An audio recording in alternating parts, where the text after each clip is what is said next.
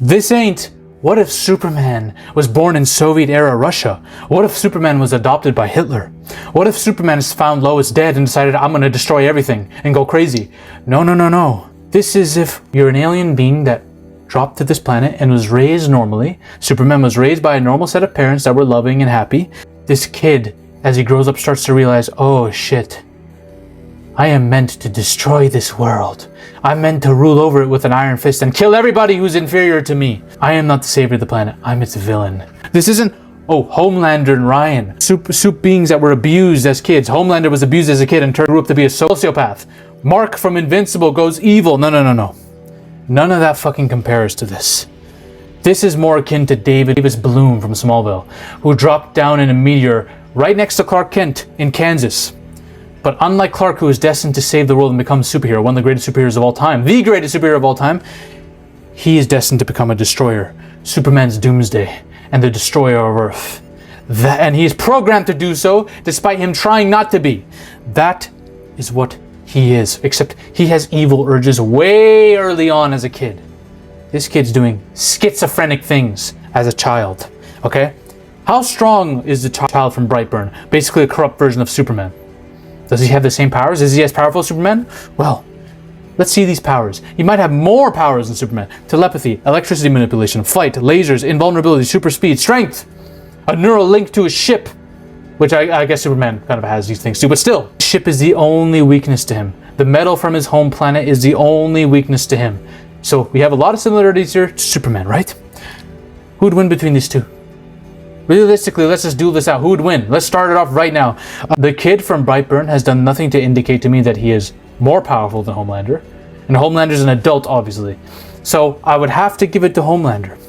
But if the kid from Brightburn was to grow up as an adult, all I'm going to say is Homelander was a soup-born baby, making him one of the most powerful soups ever.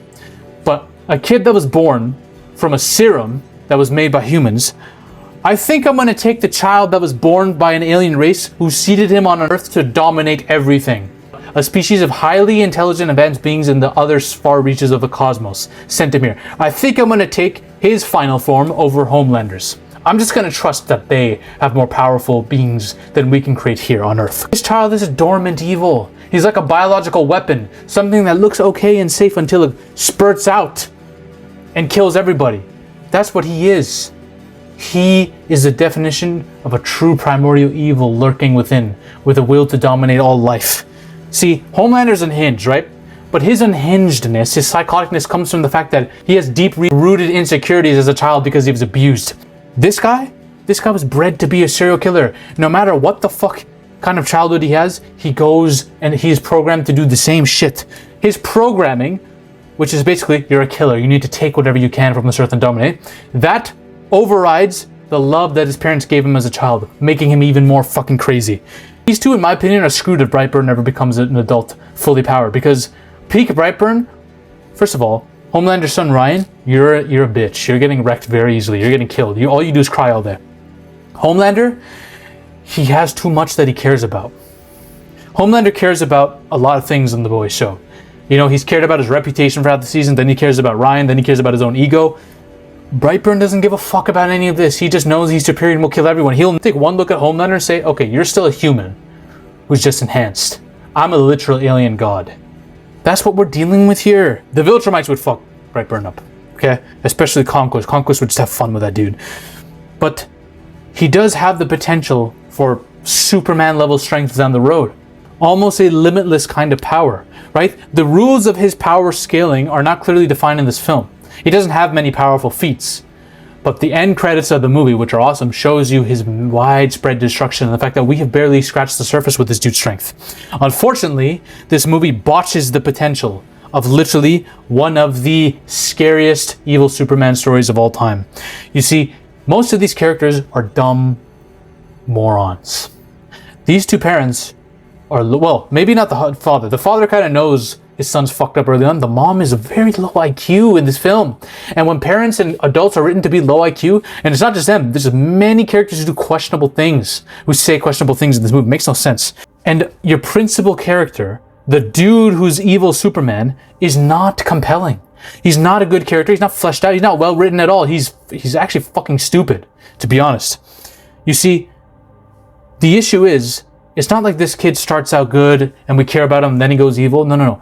This dude is kind of a weirdo from the beginning. He's like creeping in on the girl he likes. She lets him fall and embarrasses him in front of a bunch of classmates. And he breaks her hand very brutally, right? Out of anger. This is something that's a bit normal. I can see this kid doing it, right? He might be a bit of a weirdo creeping in on the girl he likes, but you know what? There's tons of weirdos out there, right? Many kids with superpowers, I could see them doing something like this, right? When he finds out he is of alien origin, he goes full schizo. This dude becomes a serial killer the moment he finds out. He's like, oh, I'm superior. He visits the girl whose arm he broke and says, I want you to know that I'm special and the world's about to know how special I am. And kills her mother and goes on a full-on massacre. What? What the fuck? He just starts killing people left and right. And then he acts cool. He acts like everything's chill to his parents. So he's already showing you psychopathic traits from the get-go, right? He's a killer who knows how to act cool just enough. But his anger, as soon as he gets angry, he'll go crazy and start going berserk and killing people, right? Him being unhinged like this is actually fine. I don't have a problem with that. That's not an issue at all. The issue is what happens towards the end. Both his parents, because he's too far gone, he literally murders his uncle, I'm pretty sure in this. Both his parents try to kill him. The father tries to snipe him in the head clean in a forest, which is one of the funniest scenes of the movie. Father literally tries to kill him with a bullet to the head. Then he looks at his father, a look of betrayal. You try to kill your own son, and brutally murders his father. Goes after his mother, thinking she's also involved. Breaks through the house, kills a bunch of cops while he's at it. Listen, by this point he's murdered his uncle, his uncle's wife, I'm pretty sure, murdered a woman who owns a diner, murdered a bunch of people, murders the chief of police, murders bare people. So the mother decides she has to kill him. So she takes a piece of metal from his ship, and while hugging him and consoling him, he says to his mother, after he's just brutally murdered a bunch of people, I want to do good, mother. This line makes no sense in context of what we've just seen in the movie, by the way. But anyways, he says that. She consoles him and then tries to stab him in the back, basically. He grabs the hand and looks betrayed again, and then kills his mother by taking her up into the air and dropping her. This is what I call a false betrayal. Because even though basically the movie, it tries to tell you, okay, maybe there's a hint of goodness in him, but it was extinguished by his parents' betrayal. That's not what the hell goes down. I'm sorry. I don't buy that at all. Because this idiot, this kid, there's nothing about him that's indicated to me he wanted to be good in the movie at all. From the get-go, 20 minutes in, this dude's been a full-on psychopath. There's been nothing to him but that. He gets angry, kills people, tries to cover his tracks, kills people. That's it. That's his character. And somehow we're supposed to believe, oh, he wants to do good at the end, but his parents betrayed him, so now he's going full-on evil. You failed miserably. You failed miserably as a movie to build this dude's arc up perfectly. He has no arc. His arc is, he's a normal kid, that he finds out he's special from an alien planet and decides, I'm superior, I'm killing everybody. That's literally his arc. Pathetic. Ruined a really good, scary Superman movie. There is one simple fix to this. I'm so much better than Hollywood at this shit, to be honest. There's one simple fix to this, okay? He learns his life purpose from the ship. He learns what he is, an alien from another civilization. And the ship in this movie is constantly telling him messages about his purpose. And his purpose is to rule over the world. That these humans are inferior, and he has to take from them. And be their superior. And seed the planet with this species. So that they can take over. And see, this is going to cause confliction within him.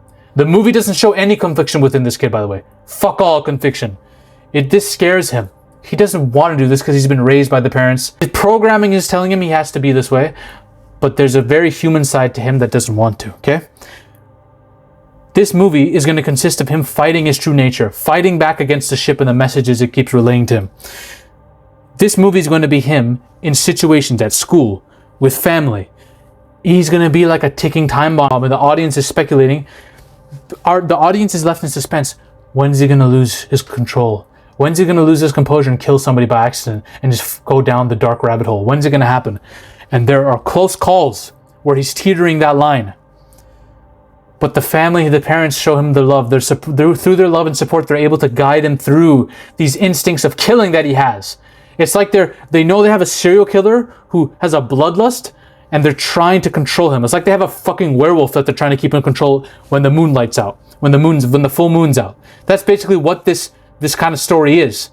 And eventually they are able to get to him. They're able to get to his heart. In a moment of peace, where the audience is able to have some levity, he's actually good. The ship loses its control over him because the love that his parents have for him and the love that he has for his parents is somehow overriding the ship's programming, right? Human emotions versus alien programming. However, an event happens where maybe he's forced to save somebody or whatever. His powers are revealed. And the community finds out. His secrets are pretty much out. And humans do what they normally do. Fuck everything up. Lower their IQs very, very drastically. Use their emotions, and they screw him over. They paint him to a corner. And he becomes an outcast. He becomes judged and ridiculed everywhere he goes. He becomes bullied for being different. Maybe there are some government people who want to fucking take him over or something, right? He starts to listen to the ship more and more. He starts to think, fuck, maybe the ship was right. There's a fucking ice cream truck outside my home. It's an ice cream truck. I think the drivers of ice cream trucks have the potential to be PDF files deep down, so I'm always on the lookout for them when I need to spring into action to fight them. But anyways, he starts to believe the ship was right about these humans.